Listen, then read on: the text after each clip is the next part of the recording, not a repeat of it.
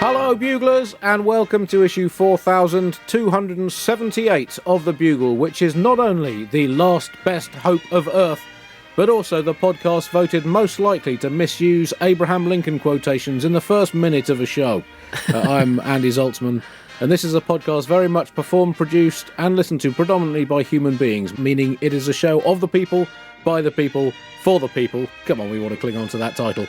Let's meet our co-hosts. Now, I've always believed that in times like the present, men should utter nothing for which they would not willingly be responsible through time and eternity. Therefore, we've booked two women as our co-hosts this week. 3 out of 3. Take that, Lincoln, you great big stringy old hat-wearing, hipster-bearded, memorial-dwelling, quotation-chundering, trip to the theatre ruining loon. You've been schooled. Anyway, we have to try to find some light in the world's darkness this week. We have Ria Lina and Tiff Stevenson. Welcome back to the Bugle, both of you. How are you? Good. I mean, to be fair to Lincoln, I don't think the play was that great before he got shot. I love that we could rewrite that as now being like, this is how you ruin a play. Get assassinated. Or, so rude. Or did it make it better? Did everyone go, ooh, finally, some drama? Yep. Oh, they've really broken the fourth wall with this one. I mean, got out into the audience. I mean, don't include this in the final record if it's too soon, by any means. That makes me laugh because I did a show, was it last night? Or maybe at the weekend, and I said we were heading into an apocalypse, and I said you always know when you're heading into apocalypse because comedy is booming. I bet it was a right laugh the night before Pompeii. And a woman in the audience went, oh no. And I was like, too soon? Too soon to do the Pompeii jokes.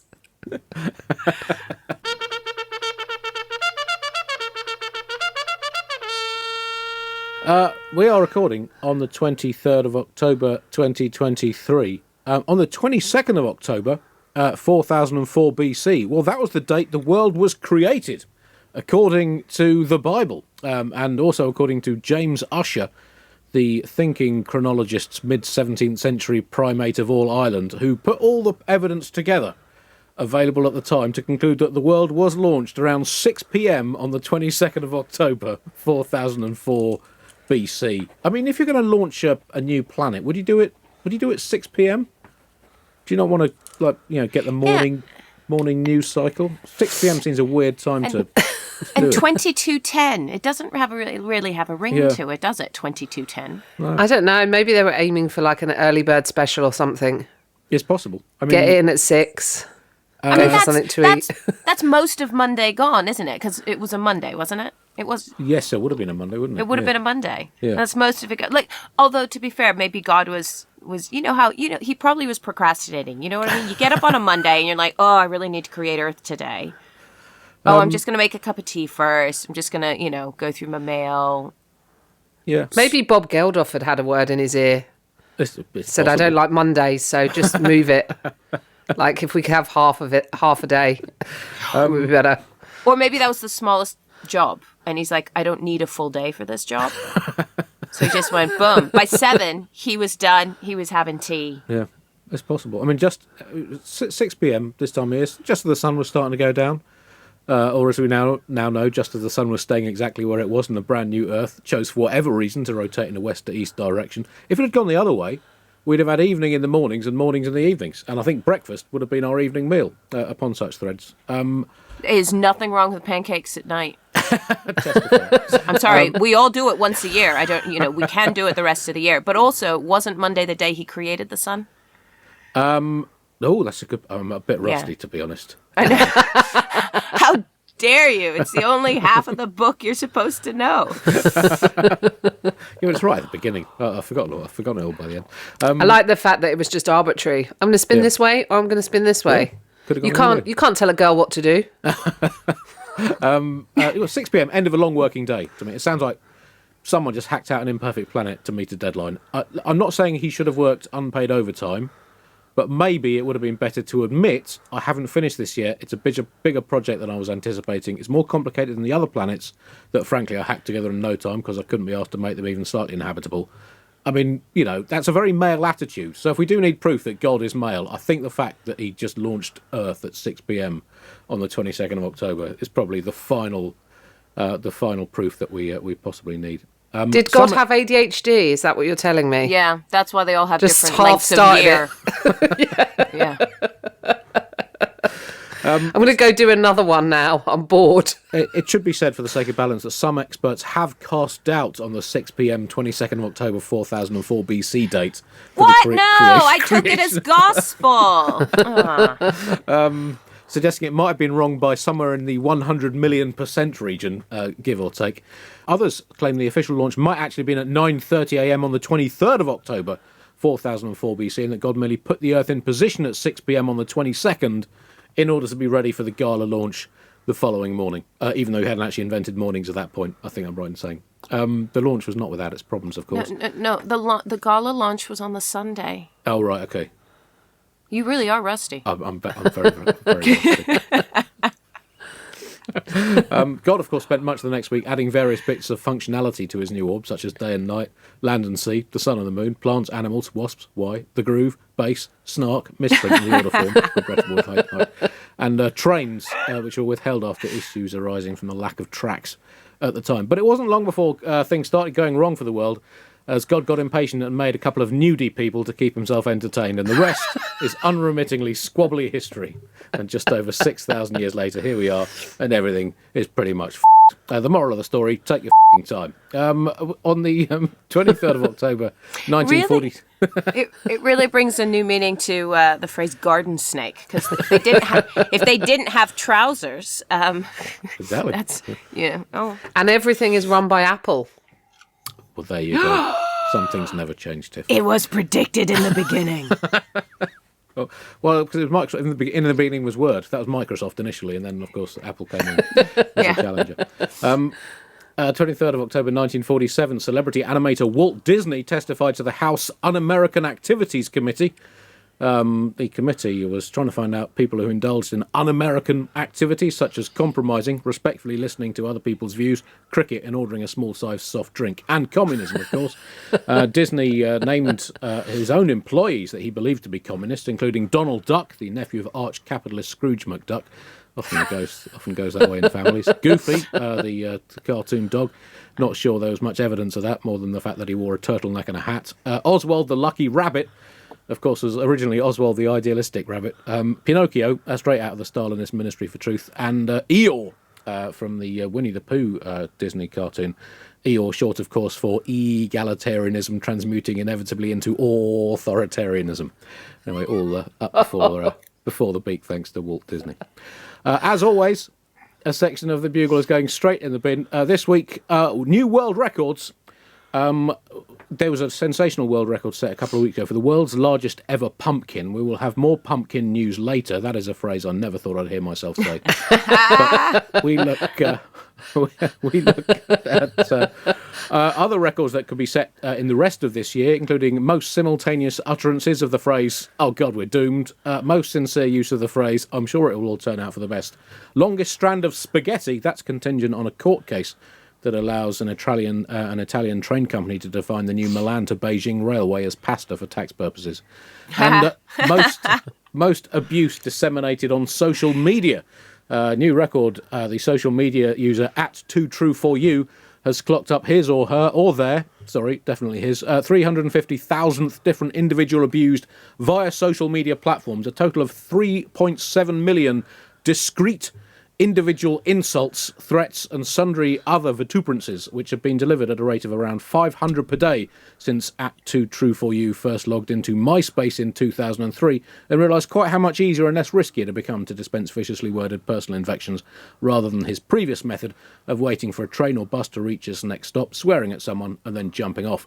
@True4you X'd that he was humbled to be the new record holder, although the previous record holder, @Mr. Reality Hammer, X'd in response that @2true4you should have crawled under a rock and died.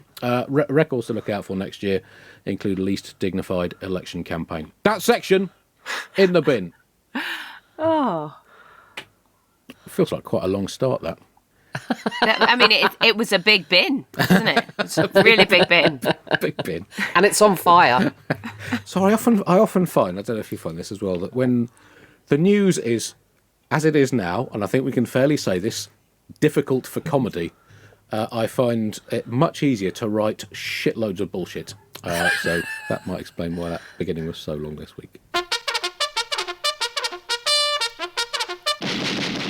Top story this week, and yes, it's unfortunately still the same top story as it was last week, and the same top story as it'll be for the foreseeable future, and it remains, as I said, awkward to talk about on a comedy show, as we talked about last week. Quite how awkward it is. The Middle East situation has not, sadly, been magically fixed by a visitation from, I don't know, God coming out of retirement and clarifying exactly whose bit is whose. Well, hang on. Biden's old, but I know he's not God. Simon Evans on the news quiz last week pointed out that Joe Biden is literally older than Israel when he's... Yes. Mind-blowing, but he had like 6 years or something. Yeah. So he visited and used some curious language. He described Hamas as the other team at one point. And I don't know if he's just trying to appeal to sports fans to stop them watching the sport and pay attention to the world's leading crisis instead.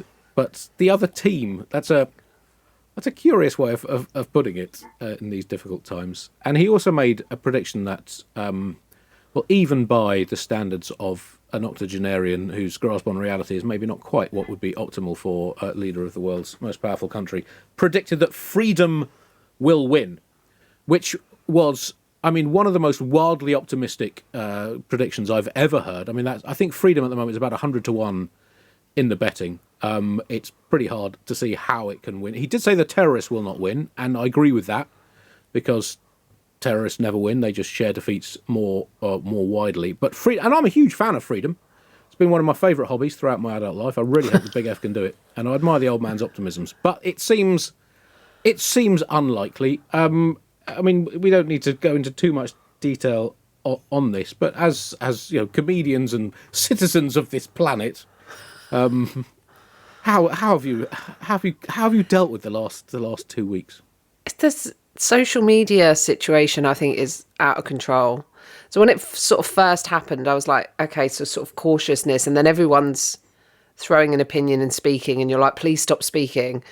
Now we've moved into a phase where, people are saying, actually, you can't get it wrong, so speak up. If you have a platform, you should speak up. It's your responsibility, followed by a list of examples where people have got it wrong and how they should all off and die. So it's it feels like a bit of an impossible situation to mention anything without mentioning everything. Yes. Yeah, no, I do. I'd agree with that. And yeah, it's basically impossible, I think, to get everything right. If you only say one thing, then everyone that you didn't say something for is going to attack you for not saying it. But if you say everything, A, you're going to be shadow banned. There goes your platform. But B, if you say nothing, you're going to be in trouble. If you say one thing, you're going to be in trouble. If you say everything, then no one's going to trust that you're not just looking for attention on social media. So there's no win in this situation. Well, Rishi went as well, didn't he? He is did. Like sending in Rishi Sunak to broker peace in the Middle East is like sending in a supply teacher to break up a school fight. No one respects him. He's going to get fucking wedgied. Yes, I know. By both teams. He sort of turned up in the Middle East, and it was nice of both Israeli and Palestinian leaders to take some time to give him advice on how to deal with the infighting in the Conservative Party, and offer to send peacekeeping forces for the next time they have a leadership election. That was kind of touching, and given how busy they are at the moment, he tagged in for Biden essentially after Biden Biden had also said he urged Israel not to be consumed by rage. Which history suggests is much easier said than done by quite a large margin. And also being told by someone who lives in 2020s America not to be consumed by rage is like being told by Mariah Carey not to sing quite so many notes, or by a flamingo not to spend so much time standing on one leg. America as a nation, I think, sets a bad example in that regard. Maybe his freedom comment was almost him passing a very difficult ball to Rishi. Freedom will win. Deal with that, Rishi. Yeah, go on. Pick that up. Well, Rishi then said to Netanyahu, I hope you win. It's not clear if he meant he hopes he wins his war or his motherload of court cases. It's possible both. And he also said, I know that you are taking every precaution to avoid harming civilians, in direct contrast to the terrorists of Hamas. And I think even Netanyahu looked a bit surprised by that and possibly whispered into Sunak's ear, "Did you mean every?" Because I mean, it's quite clearly not every precaution. And I think what I found also is that I've never been very good at multitasking. I have basically a maximum of 2, possibly 3 skills in life if you count making a very good carbonara as one of them. But I have found that I'm better at one aspect of multitasking, which is that I can think more than one thing is appalling at the same time. And as you say, on social media, that a lot of people don't seem to have evolved that capability quite yet.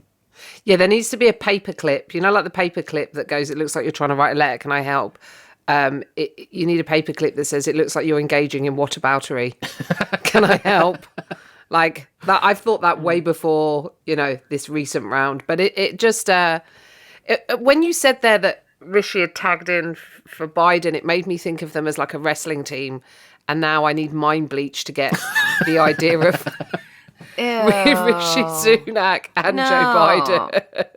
In those little Unitards. leotard things. Yeah.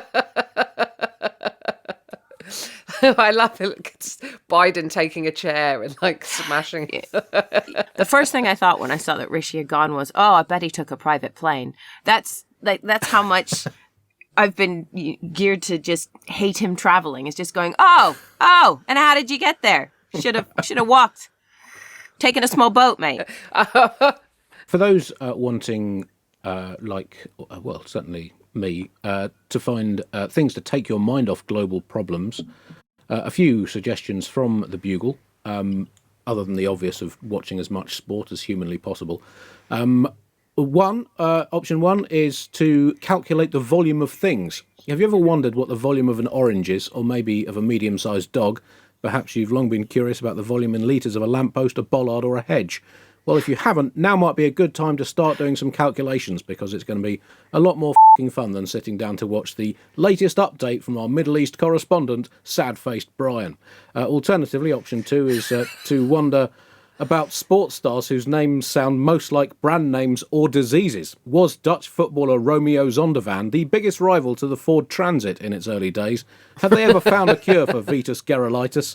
And is a Skalk burger truly edible? Alternatively, option 3, learn to play the sitar. Now, the reason I say this is that it was my birthday recently, and I saw my brother at the weekend, and he gave me a sitar. It was not a present I was expecting. Sitar is quite a chunky instrument. He'd picked it up in an antique shop. Now, I play very, very rudimentary guitar, but I thought, what a weird present. And I thought, well, I mean, it's a notoriously complicated instrument, the sitar. He knows that, at times like this, I struggle consuming too much news. He's given me something that would take me, I think it could take me out of circulation for 5 years, trying to learn the sitar. Have any of you ever given it a go? No, I love the sound of it. Yeah.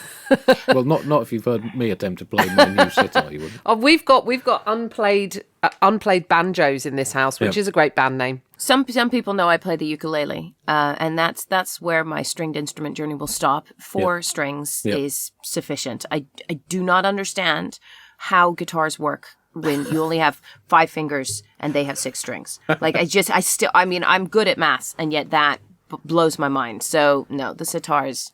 Well, the sitar's seems to have about 20 strings on it. Yeah, exactly. It's voodoo. It's magic. I don't understand. Anyway, over the next 5 years, I'll take you through my journey of failing to learn how to play the sitar. I think every episode you should do a couple of strums or something, and we can just hear it evolve over time. Just a quick question on behalf of the listener. When we're calculating the volume of things, are we literally imagining the lamppost is hollow and filling it with water, or are we imagining the entire lamppost being replaced by liquid, and are we assuming water so it's a 1-to-1 ratio of just for those that are questioning how we do that particular exercise? You bring a scientist's approach to this. I hadn't really thought that much. I would maybe just like put it in a bath and see how much water is displaced. If you can you have to get a lamppost shaped. Do you know bath. what? That is a great answer. That is a perfect. That answers everything. Well done. I am off to find a very large bathtub. Also, just the other thing, because some listeners will be irritated by this, and I know I am. Goofy is a dog, but Pluto is also a dog, and one is a pet, and the other one's anthropomorphized. So Disney had a lot more to answer for than just communism, and I just want to put that out there. Pluto's the pet, right? Yes, but they're both dogs. Why does one get to talk and the other one is just a dog? Well, I don't know. Maybe that's a satire on communism in itself. Right. Yeah, some of us are more. We're all equal, but some of us are more equal than others.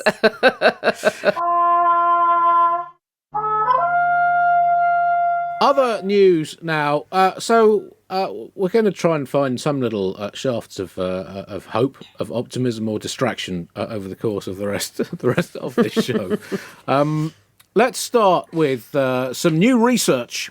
Now, we talk a lot about what research has found on the Bugle, and some research is worthwhile, other research less worthwhile. I mean, is this bit of research going to be one of the useful ones, like another vaccine formularia, or is it going to be something like carrots grow faster if you play them 1980s pop hits? Or if you leave a gibbon alone in a room with a photocopier, at some point it will photocopy its own arse? Or if you accidentally pick a packed lunch in the Large Hadron Collider at CERN and whiz it round for half an hour, you might destroy the planet, but you might also end up with a surprisingly drinkable smoothie. Well, I don't know where this new piece of research is going to sit on that continuum of research pointlessness.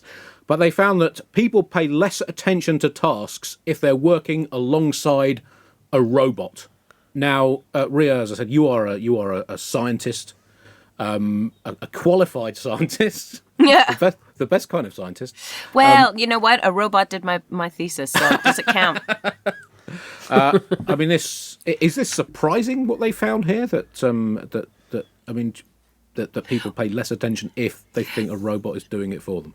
Well, do you know what? I mean, when you actually look into the study, so this is about something called social loafing, which is what we already do when we're working in a team and we think someone else will do more of the work for us and we can still take credit. So we already socially loaf as a species. It's the main reason I hated teamwork in school, because I was the one that did all the work and then I had to share the credit. But then they thought, ooh, will humans see themselves as above robots? Will they trust a robot? Will they socially loaf with a robot? And what they found is that if they first made the robot look like it was doing a good job, then people would socially loaf. And it doesn't blow my mind. I'm like, really? Oh no. But we're trained to actually give things over to technology. I mean, when I was growing up as a kid, I had, I don't know, at least a dozen telephone numbers memorized, all my friends' landlines and all that. Now, I couldn't tell you a single friend's telephone number.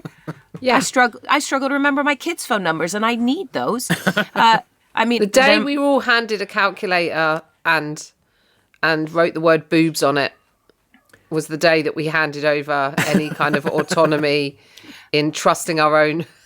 And this is the difference. Brains. This is the difference between you and me, Tiff, is that you got a calculator and you wrote boobs, but I got a calculator and I wrote boobless because we are different. You got women. those 7, 3 and extra 5s, and I forgot about those. I get all. We're already what's interesting about this is the idea that we're like leaving the robots to do it, but we're actually working for the robots already. Right now, we are training them.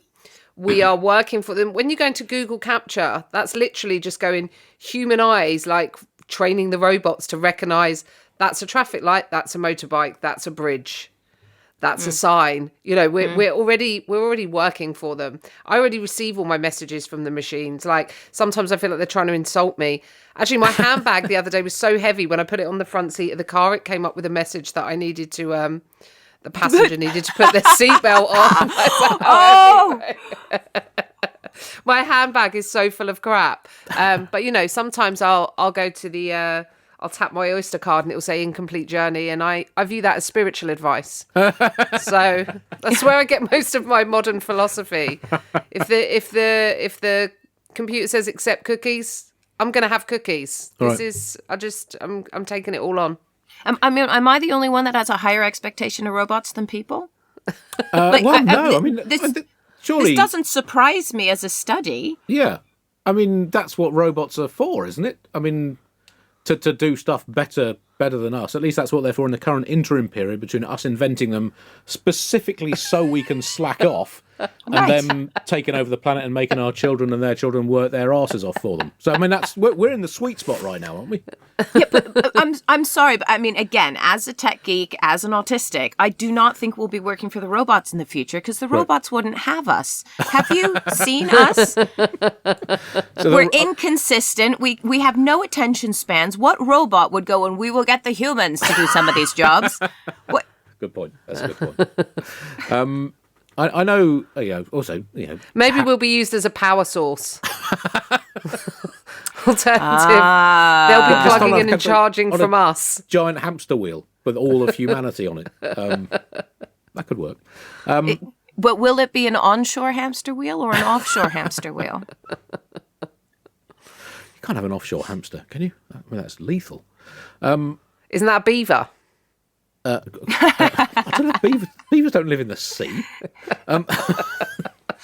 What would be the version of a what's the closest then to a... What is that? The hamster of the sea? I mean, you don't really get... What is the hamster of the sea? It's got to be a puffer fish, because when a hamster puts all that food in its mouth, just like a puffer fish. But it's not. That's not a great thing to put on your poster as a species, is it? The hamster of the sea. An otter.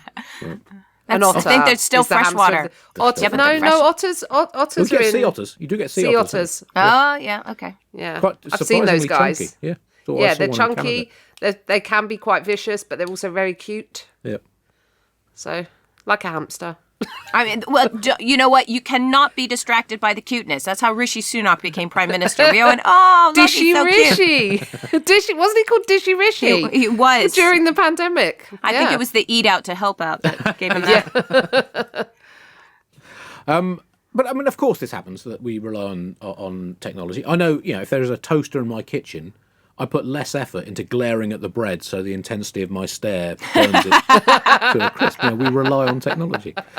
And also, there are other things. But the toaster makes you take it out and butter it yourself. I guess so, yeah. There are other things that make people pay less attention at their desks. From my 11.5 month experience of having an actual job, one of which is having a TV in your office that your boss couldn't see. And there being sport on that TV. Another was not giving a flying about your job.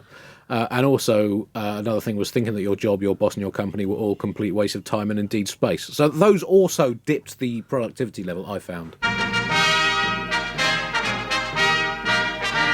Pokemon news now, and, mayhem in Amsterdam due to a clash of civilizations between Vincent van Gogh, the celebrity painter from the late 19th century, and Pokemons. This was after a fictional cartoon weird-tailed pseudo-rodent brought the Van Gogh Museum to an absolute standstill. They had to stop selling limited edition Pokemon cards of Pikachu in the style of Vincent van Gogh's self-portrait with a grey felt hat because it caused safety concerns due to the I don't know how to describe this. I mean, mayhem seems appropriate. but people were so desperate to get these limited edition Pokemon cards that they brought an art gallery to a complete standstill. Is this the logical endpoint of all human civilization? Where can we ever look ourselves in the face as a species again and think we are worth persevering with if we end up with scenes of violence over Pikachu dressed as Vincent van Gogh? Well, listen, he can rock a grey felt hat. I think, Fair point. can he wear it? Is he slaying? Yes. Yep. Pikachu is slaying. It was actually a free card they gave away after a treasure hunt. So that's what people were going mad for. So you had to go and visit the exhibition, which is quite clever, do the treasure hunt. And now they've stopped. But I sort of think of the museum, we got too popular and everyone was having too much fun. art should not be fun. That's what that sort of feels like. Like there were kids who were going who'd never been, in spite of living right next to the museum. So if they get to see Pokemon and they get to see Van Gogh, that's a good idea. I think there should be more of that, like engaging like kids stuff with art. Like imagine if the Muppets recreated some of the masters. Like I'd buy all of those, or like a Garbage Pail Kids version of The Last Supper. And the apostles would be like Cheetah Peter, Junk Food John, and Splat Matt. That would be amazing. I want someone make that, please. But I did think whatever connects people to the classics is a good thing, right? You know, why are they complaining that it's too popular? Well, I have to say, my first instinct was despair that this is where we have to sing to get people to come into a museum. Is to combine it with Pokemon. It blows my mind that there were people who lived next door that went, yeah, we never thought about going until Pokemon came to town. So I don't know. I mean, but at the same time, I think you're right, Tiff. I would go to the portrait. I live near the portrait gallery, the National Portrait Gallery. I've never been in, and you're right. If they'd put more interesting people in there, I don't need to see the Queen 7 times. I've got stamps. You know what I mean? Like, look, how many people buy the pictures of dogs dressed as royalty or cats as kings and queens? No, you're not wrong. You're not wrong. Mix this up. I mean, if they put all the memes, if they had a meme gallery, I'd go to that. So I'm as bad as my judgment. I went to the Magritte Museum when I was in Brussels, and that was incredible. But like if you're someone that loves it, then you'll seek it out. Yeah. But if you, in terms of engaging new people and just how we do, like an art gallery, a picture is like a meme that you could just stare at for 90 seconds. Instead, a painting is like a meme you could stare at. I particularly liked at the Magritte Museum the Ceci n'est pas un Tamagotchi. It was a particularly moving piece, I thought. Does it? Who keeps it alive overnight? Oh, I don't know. It's not a Tamagotchi, is it? It's just a painting of a Tamagotchi. So it's forever alive, but also forever dead. It's now Schrodinger's Tamagotchi. Tamagotchi. The irony of art. Someone from the Van Gogh Museum, the Van Gogh Museum said it's even busier than the Vermeer, and you've got to feel sorry for poor old Johnny Vermeer. Slogged his painty guts out in the mid 17th century, trying to perfect his art, his craft. Dying in debt, only achieving true fame a couple of 100 years after he lived. Now finding himself on the undercard to some fictional cartoon characters who couldn't paint a pearl earring if their non-existent lives depended on it. What a waste! What a waste of a life. I'm fine with all of it as long as Pikachu doesn't slice his own ear off. Like, I'm just worried about the state of his mental health. From what I remember about the Pokemons, there was one called Bulbasaur who was squat, reptilian, and stubborn, which I thought was an obvious parody of Vladimir Putin. There was Ivysaur, who I think was implicated in the Kennedy hit from memory. I can't. It's all because I was reading a book at the same time. I can't quite remember. There was one called Delcatty, which apparently prefers to live completely free of priorities, doing only what it pleases at its own pace. And I think the influence of that led to Boris Johnson becoming Prime Minister. You can draw the dots between that fairly. There was Priapico, the horniest of the Pokemon. Horny as it? Yeah. That was unfortunate. That was decommissioned after it flashed its pokey penis at a bus stop. But anyway, I can't remember exactly. I'd go and see that artwork.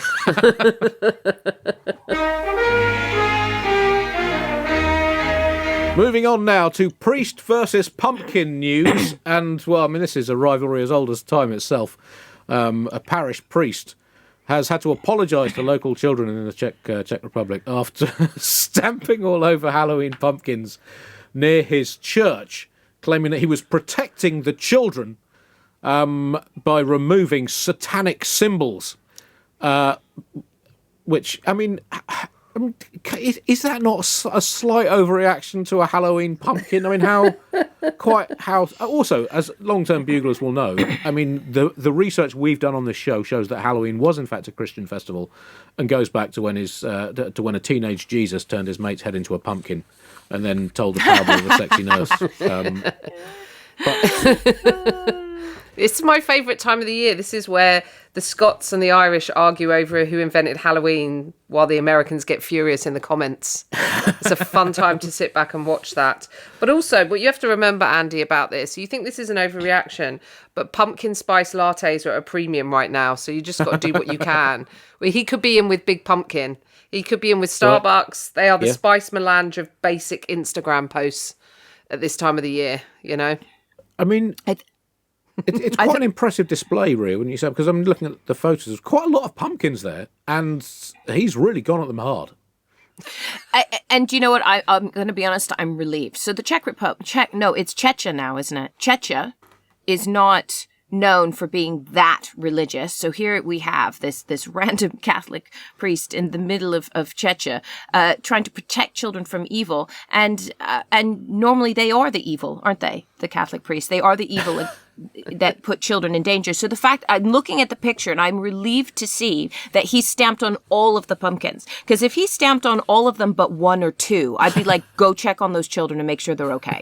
Because that's a weird favoritism that he's displaying there. So luckily he hates all children, and I think this is something that should be celebrated. Well, you said earlier, Andy, about the football teams and stuff. Do you think he was like, you know, he's a priest. He's like, listen, this is satanic. I'm Team God. That's not my team. And when it's not your team, people do mad stuff like, and this is genuinely true. Once I saw some Rangers fans, this was a European Cup final, and they were playing St. Petersburg, I think. I saw some Rangers fans kicking in a Carling sign because it was green. Right. So you got to think, like, if it's the opposing team, the level that people are willing to go to destroy the memorabilia. Yeah. And would pumpkins be memorabilia of but like the what's the word? Why can't I think of the word? What's all the stuff you buy? Merch. That's it. Yes. Yeah. The other team's merchandise. He's literally just destroying the other team's merchandise. Yeah. Wow. I mean, I knew it happened in Ireland that they hate, this whole orange, thing, but that it's made it all the way to Czechia. Yeah. I mean, he made an absolute mess of these 2 days running, apparently, as well. I'm looking at the photos. It's possible also that he didn't have anything to do with it, and the pumpkins just played rugby against each other. That is also a possibility. We'll have to wait for the forensics to come back. I think his footmark and his well, more importantly, his confession. Yeah. Something that they do a lot of in the Catholic Church. I think that kind of closed the case there, Andy. Yeah, I guess so. I mean, that would be a weird thing to hear in confession, wouldn't it? I've smashed up a pumpkin, really. Do you think he runs between the two boxes when he confesses to himself, or does he just stay in the one box? I mean, you must be able to get, because now, given what we now know, a lot of Catholic priests have done. There must be a sort of rotating confession box where it just automatically spins from one side to the other, so that you can confess to yourself. I don't know if it had to do it at the speed of sound so that you could hear your own confession coming back into your. I don't know. I've not really thought through the physics of it. I like the headline for this that just said, "Village priest sorry for smashing pumpkins," and I was like, they weren't that bad a band. You don't have to come out and apologise for them. Oh yeah, there's other bands you want to apologise for before that, certainly. So I mentioned earlier on that a new world record was set for the largest ever pumpkin. That was set in Minnesota by a Minnesota-based pumpkin esthetician. 1.4 tons of pure pumpkin. That is the superhero the world needs right now. Slower than a speeding bullet, less powerful than a locomotive, unable to leap small buildings, let alone tall ones in a single bound, but heavier than a Ford Fiesta and knobbly. Really, really knobbly. 2,750 pounds worth of pumpkins. Another world record was set for the largest mosaic made of pumpkins this week in England. 10,000 pumpkins and squashes were involved in a mosaic. I mean, it does feel like we are really reaching for ever more ludicrous world. I mean, does that really count? Largest mosaic of pumpkins? I'm not sure. Don't hate on the season, Andy. Sorry. You're hating on the season. You get into it. Have them. Do what I do this time every year is have about 5 or 6 pumpkin lattes. Forget that you've drunk them and then have a complete panic attack when you pee orange. I think you're dying. Does it make your pee go orange? Yeah, like really, yeah. I'd argue that whatever is in your pumpkin spice latte has had very little to do with pumpkin. But I kind of enjoy this time of year in Muswell Hill because the kids come around trick-or-treating and they're so middle class. Like one year I had a girl knock on the door. I gave her some chocolate and she went, "Sorry, is this Cadbury's? No thanks." No. Yes. What's she wanting? Green and Bourneville? blacks, is it? Yeah, green and blacks, Give me something fancy. Ritter Sport or nothing. Crime news now, and an exciting bit of crime in Poland, which police have arrested a man who pretended to be a mannequin, stood in a shop window until the shop had closed, and then stole stuff from the shop. What was most impressive? So he basically stood in the shop window holding a bag like a mannequin would. What was most impressive about it was how little he looks like a mannequin, because mannequins generally quite smartly dressed, especially in a fucking clothes shop. And this guy, look, I'm not in a position to give people fashion or smartness advice, but if you're going to pretend to be a mannequin, put some effort in. Yeah, but smarten yourself up, smooth your face a bit, sort your hair out, and just stand there in a scruffy-looking T-shirt holding a bag. It was pathetic for me. I'm into this. Did anyone else feel like this is a plot of an 80s romantic comedy? Yeah. Just a bloke trying to make a woman fall in love with him while Nothing's Gonna Stop Us Now plays. I mean, is this on the guy in the window? Or is this on everybody else who didn't notice? Yes. Do you know what I mean? How did he get away with that? And you deserve to be stolen from if you don't notice that there is a breathing mannequin in your front window. But I kind of think this guy's iconic and a legend because it wasn't just robbing from a jewellery store. He also, on another occasion, it says, he went to a restaurant to eat before slipping under the roller shutters at the entrance to a store to swap his clothes for new ones. This sounds like it's like a prank show.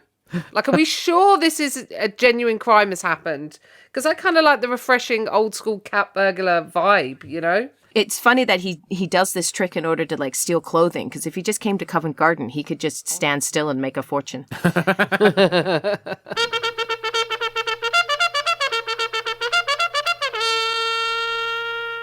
Elections news now, and let's stay in Poland for the results of the recent Poland election. And at the moment, we take any little morsel of hope here at the Bugle. I will admit I'm not intimately familiar with Polish politics, but any time I read the words "far-right populist party does less well than last time," I'm more than happy to jump on board. The Polish election recently had a record turnout, 74%, the highest since the fall of communism. 85% of voters in Warsaw voted, and the right-wing Law and Justice Party looks set to lose its place as Poland's government. Despite getting more votes than any other party, it's going to be unable to form a coalition, and Donald Tusk's Civic Coalition centrist party is set to lead a new government. I mean, it's been a tough time to be not a fan of right-wing populist politics in the world in the last 10 years or so. So at least this feels like a moment of light in what has been a difficult time for Europe as a continent and humanity as a species. For me, what I thought was fascinating about this, which I thought was very clever, and I think we need to spread the word about this, is that the way that the opposition told their young, and first of all, it's younger voters. It's younger voters that really came out in mass in larger numbers than they ever had before. I think it was something like 69% of them came out versus 46% in the last election. But what they told them to do was deregister. So they're all living in Warsaw, living their young, happy lives. And they said, deregister from being a voter in Warsaw and go out and go to this constituency and that constituency and just basically, they did the opposite of gerrymandering, and I love them for it. They just went, screw gerrymandering, you go and register in all of these places. So they all went and registered in different places. They had to keep the polls open, and I think the last vote was cast at 2:41 in the morning because they weren't expecting that many voters, but they had to keep the lines open. And then the community came out, and they were feeding people in the line, and then pizza company came and gave everybody free pizza, and then everyone went, oh my God, the pizza people, they're so nice. So then they all gave the pizza pizza company money, and then the pizza company went, we don't need all this money, so they gave it to charity. Like, it was this beautiful domino knock-on effect of positivity and wonderfulness, and they got the party that they didn't want out of government. And I think it's important for people to know that. I mean, okay, we say far right, and I suspect that most buglers listening we're all on the same team, as we've been saying, in terms of not wanting them in. But this particular party, the PIS, they wanted they almost completely banned abortion a couple of years ago. They were not happy following EU rules, and they were even making noises about taking Poland out of the EU. And again, Poland, quite rightly, just went, excuse me, don't know if you saw what happened to the UK, but we're not happy with that decision, especially because we need to work in places like that. We often go out there and work in places like that. But bottom line, I think that the take home from this story is, if you want to get a job done, hire the Polish, because they get it done. I was upset by the headline, which just said, "Women in youth force piss from power." And I thought, could we work on that, guys? As headlines go, not the greatest. Well, that brings us to the end of this week's Bugle. Thank you very much for listening. We'll be back next week with Nish Kumar and Hari Kondabolu. If you want to hear more of me, the news quiz finishes its series this coming week, and you can hear past episodes on BBC Sounds or after a few weeks on other podcast apps. We will have news of some live Bugle shows early next year, hopefully within the next week or two. So watch this audio space. We will have details on that very soon. Tiff, anything to plug? Well, you should listen to some episodes of Catharsis. They're out there in the as part of the Bugle network. So have a listen to those, catch up on those. I have some shows coming up, Old Rope, and also I'm in a film. So if you like comedy horror, go check out Slaughterhouse. It's out on Hulu in the US, I think, and Paramount in the UK. So it's very silly and fun. So Cool. It's Halloween. So. Ria? I am on tour, still sort of UK and Europe, because I know a lot of people are listening from all over the world, but please find me on social media and say hi anyway. I'd love to say hi. Every so often I have a bugler show up at a show, and it's so exciting to meet you all in person. But I'm going to be on tour. I'm about to announce a whole bunch more dates around the UK and Europe, so keep an eye out for that. Thank you for listening, Buglers. If you want to join the Bugle voluntary subscription scheme to help keep this show free, flourishing and independent, go to thebuglepodcast.com. And if you join as a premium level voluntary subscriber, you will have exclusive subscriber-only access to our new monthly Ask Andy show, where I field all the questions you can possibly ask, apart from the ones I choose not to answer for reasons I'll keep to myself. Anyway, so do that. Thank you for all of those who do contribute